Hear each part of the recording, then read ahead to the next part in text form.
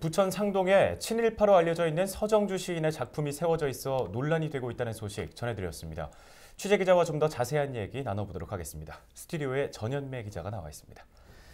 전현매 기자, 현재 문제가 된 작품 철거하기로 결정이 된 건가요? 예, 맞습니다. 이 상동 주민센터 인근의 아파트 산책길을 따라서 시비 39점이 설치가 되어 있습니다.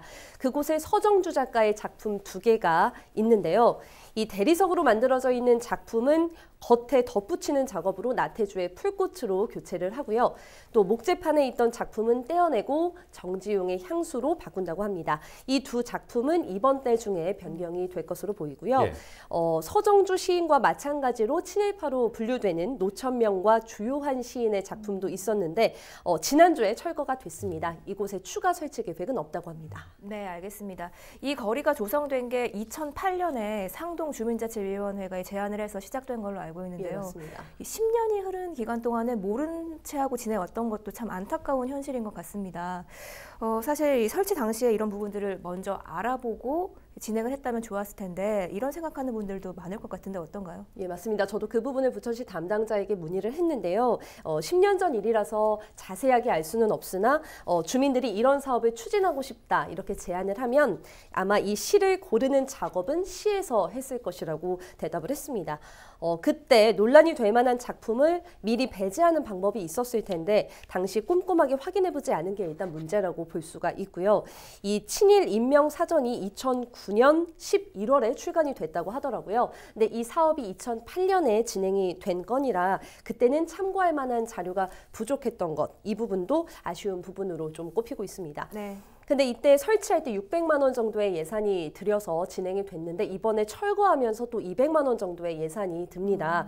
그래서 예산 낭비 문제도 있고 앞으로라도 이런 논란이 되풀이되지 않으려면 앞으로 이런 사업을 진행할 때 관련 자료를 활용하는 게 꼭 필요하지 않겠냐 이런 조언도 나오고 있습니다. 네, 이 사업을 진행하기에 앞서서 좀 더 세밀하게 검증을 하는 과정이 필요할 것 같은데요. 네. 부천에서는 이번 건에 대해서 철거나 교체를 하는 쪽으로 가닥을 잡은 것 같은데 이 자체를 역사의 기록으로 남겨두자 이런 시각도 있다고요? 네, 민족문제연구소와 인터뷰를 해보니까 이 1995년 조선 총독부를 철거할 당시에는 국민 여론이 무조건 없애자 이런 게 다수였다고 합니다. 네. 그런데 시간이 지나면서는 이 친일의 흔적도 보존해서 반면교사의 교육 자료로 활용하자 이런 움직임도 강해졌다는데요. 자세한 이야기 직접 들어보시겠습니다.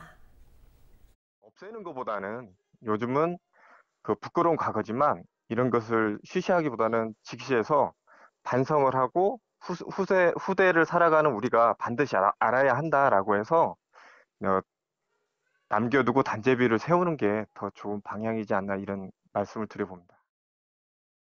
네, 잘 들었습니다. 이 시비 외에도 이 친일 흔적에 대해서 거론되고 있는 것들이 있습니까? 예, 이 부천역 인근에 성주산이 있는데요. 일제강점기에 이 근처에 신사가 있었는데 앞산인 지금의 성주산을 성스러운 기둥이다, 일왕을 모신다, 받든다 이런 의미로 이름 지었다는 설이 있습니다. 네. 문제는요, 이 부천시가 이번에 광역동 개편을 추진하면서 송내동과 심곡동 권역을 성주동으로 명칭하려는 계획을 갖고 있습니다. 그래서 그 전에 이 부분에 대해서 확실하게 파악을 하고 진행해야 하지 않느냐 이런 지적도 나오고 있습니다. 네, 잘 알겠습니다. 또 올해가 이 3.1운동 100주년이 되는 해라서 네. 전국적으로 이 역사적인 관심이 높아지고 있는 분위기인데요. 우리 지역에도 이 3.1운동 당시의 역사적인 기록들이 좀 남아 있는가요? 네, 부천에서도 그 1919년 당시에 저항의 움직임이 있었습니다. 소사리에서 만세운동이 일어났었고 당시 주민들이 부천군 계남면에 있는 면사무소를 습격해서 착취나 수탈의 목적으로 쓰였던 문서들을 모조리 태우는 그런 사건이 있었다고 합니다. 올해 100주년을 기념하면서 지역에서는 이때의 모습을 재현하는 행사도 열릴 것으로 보이는데요. 관련해서 앞으로 또 취재해서 전해드리도록 하겠습니다. 네, 알겠습니다. 오늘 여기까지 듣겠습니다. 전현매 기자 수고했습니다.